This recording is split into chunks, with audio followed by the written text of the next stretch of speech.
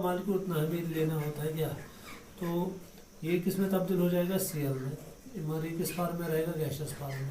अब इस gaseous form में इसको इलेक्ट्रॉन ऐड करना, जो यहाँ से लूज हुआ वो इसको ऐड हो जाएगा, प्लस इलेक्ट्रॉन ऐड हो जाएगा। यहाँ से एनर्जी बाहर आएगी, इलेक्ट्रॉन एफिनिटी जिसको हम बोलते हैं। तो यहाँ पे क्या बन जाएगा, Cl नेगेटिव। यहाँ इलेक्ट्रॉन गेन एंथैल्पी भी बोलेंगे, अगर 1 मोल ऑफ इलेक्ट्रॉन ऐड हो जाएगा। तो यहाँ पे क्या बन गया, Cl गैस। अब Na पॉजिटिव गैस और Cl नेगेटिव गैस ये क्या आपस में रिएक्ट करेंगे।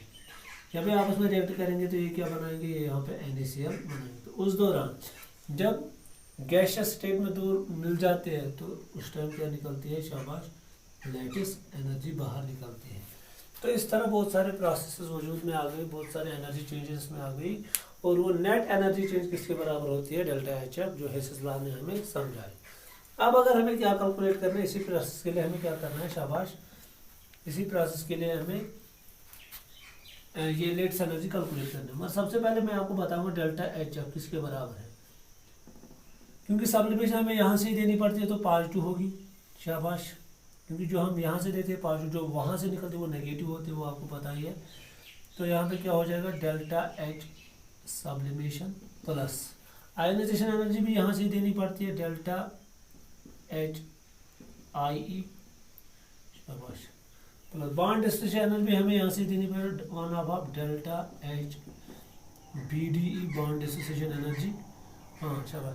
इलेक्ट्रॉन एफिनिटी क्योंकि बाहर निकलती है एनर्जी, तो माइनस डेल्टा H EA, और इलेक्ट्रॉन की एंथैल्पी वो भी आप लिख सकते हो, माइनस डेल्टा H U क्या होती है, लेटेस्ट एनर्जी, क्योंकि ये भी बाहर निकलती है। क्योंकि डेल्टा H मैंने आपको बताया कि ये जो हम लेटेस्ट एनर्जी मान के चलते हैं, ये हमेशा क्या मान के चलते हैं हम, नेगेटिव। ये बाहर हम कहते हैं कि कितनी एनर्जी बाहर निकली जब गैसियस आयन्स आपस में नज़दीक आकर क्या बनाए, शाबाश, 1 मोल आयनिक कंपाउंड जो बनाते हैं, तो ये हमेशा नेगेटिव होती है। तो इस तरीके से ये भी दिया होता है डेल्टा HF, ये भी तो हमें क्या निकलेगी यहाँ पे, डेल्टा HU। डेल्टा HU का मतलब क्या हो गया, लेटेस्ट एनर्जी।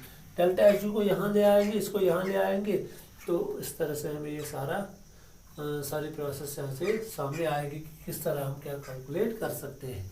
तो ये है तरीका क्या, शाबाश, इनडायरेक्टली लेटेस्ट एनर्जी को कैलकुलेट करने का। तो इसके बाद जो हमें यहाँ पे पढ़ना है वो है, शाबाश, properties of ionic compounds. Ionic compounds की प्रॉपर्टीज क्या है, तो ये आपको यहाँ पे आप समझना है, क्योंकि मैंने बताया फैक्टर्स किस पे डिपेंड करते हैं, फैक्टर्स ऑफ लेटेस्ट एनर्जी किस पे डिपेंड करते हैं, चार्ज ऑन आयन पे डिपेंड करते हैं, साइज ऑफ आयन पे डिपेंड करते हैं, और कोऑर्डिनेशन नंबर पे डिपेंड करते हैं। तो अब जो हमारा यहाँ पे टॉपिक रहेगा, वो टॉपिक क्या रहेगा, शाबाश, वो रहेगा यहाँ पे properties of ionic compounds. Properties of ionic compounds. तो प्रॉपर्टीज में जब हम पढ़ते हैं properties of ionic compounds, properties of ionic compound में आपको ये याद रखना है, ये हमेशा एग्जिस्ट करते हैं सॉलिड स्टेट में। जब हम फिजिकल स्टेट देखते हैं तो ये क्या है, शाबाश, ये एग्जिस्ट करते हैं, शाबाश। फिजिकल प्रॉपर्टीज में हम लिखेंगे प्रॉपर्टीज ऑफ, तो पहले क्या लिखेंगे, फिजिकल स्टेट। क्या लिखेंगे, फिजिकल स्टेट मतलब हो गया ये किस स्टेट में एग्जिस्ट करते हैं, वेदर सॉलिड, लिक्विड और गैस, क्योंकि इनके बीच में स्ट्रॉन्ग फोर्स ऑफ अट्रैक्शन होता है। जब हम पार्टिकल्स नज़दीक होंगे with strong force of attraction, तो वो ऑब्वियसली क्या बनाते हैं, शाबाश, वो सॉलिड फॉर्म में एग्जिस्ट करते हैं।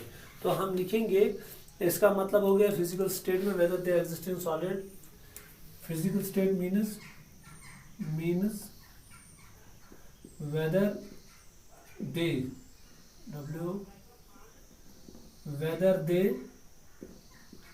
they मतलब here ionic compounds exist in solid, liquid और gaseous form। इसका मतलब ये होता है gaseous form। जब देखते हैं हम, क्योंकि मैंने बताया इनके बीच में क्या होता है, शाबाश, स्ट्रॉन्ग फोर्स ऑफ अट्रैक्शन होता है, तो ये सॉलिड स्टेट में एग्जिस्ट करते हैं। तो फिजिकल स्टेट इनकी क्या होती है, फिजिकल स्टेट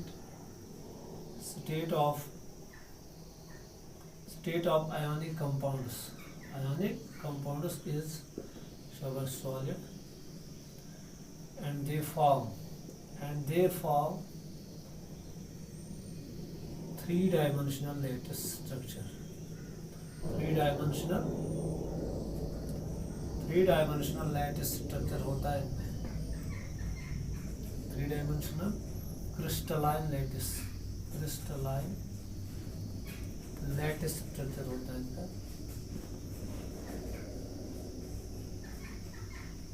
स्ट्रक्चर ये है पहली प्रॉपर्टी. और आपको याद होना चाहिए कि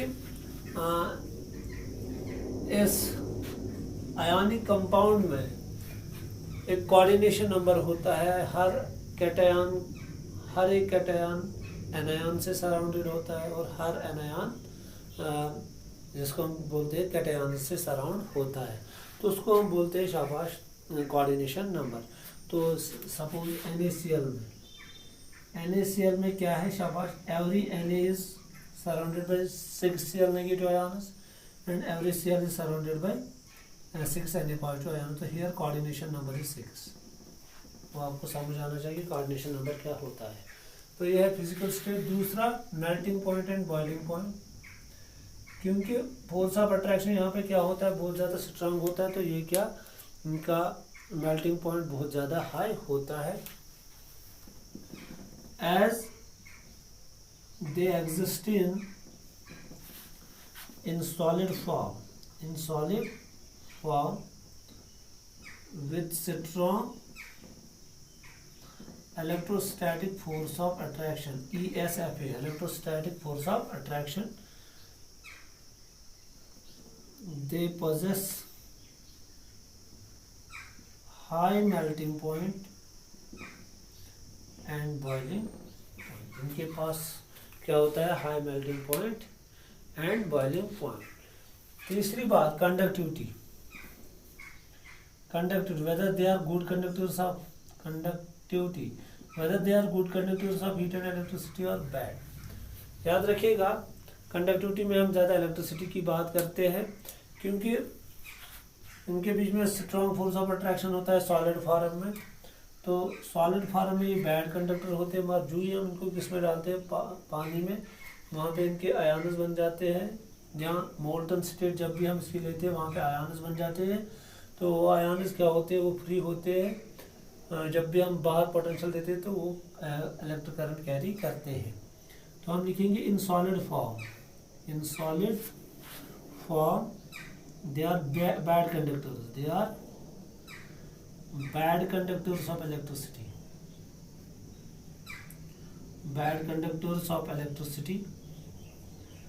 but in molten and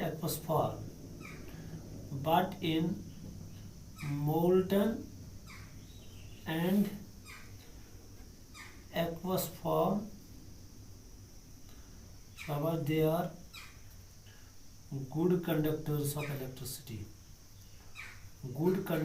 of electricity. ये आपको यहाँ पे याद रखना है.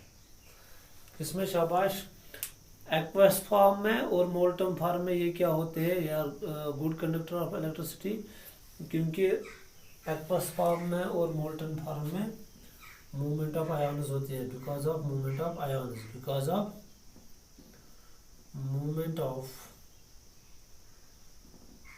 क्योंकि आयन्स क्या होते हैं, वो मोशन में होते हैं एक्वस फॉर्म में और मोल्टन फॉर्म में. और सॉलिड फॉर्म में क्या होते हैं, इनकी मोशन रेस्ट्रिक्टेड होते हैं. तो इसीलिए ये क्या होते हैं शाबाश, ये बैड कंडक्टर्स ऑफ इलेक्ट्रिसिटी होती है.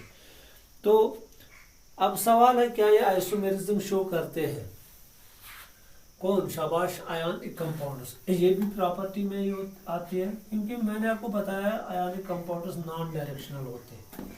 क्या होते हैं आयनिक कंपाउंड्स, चौथी प्रॉपर्टी, as ionic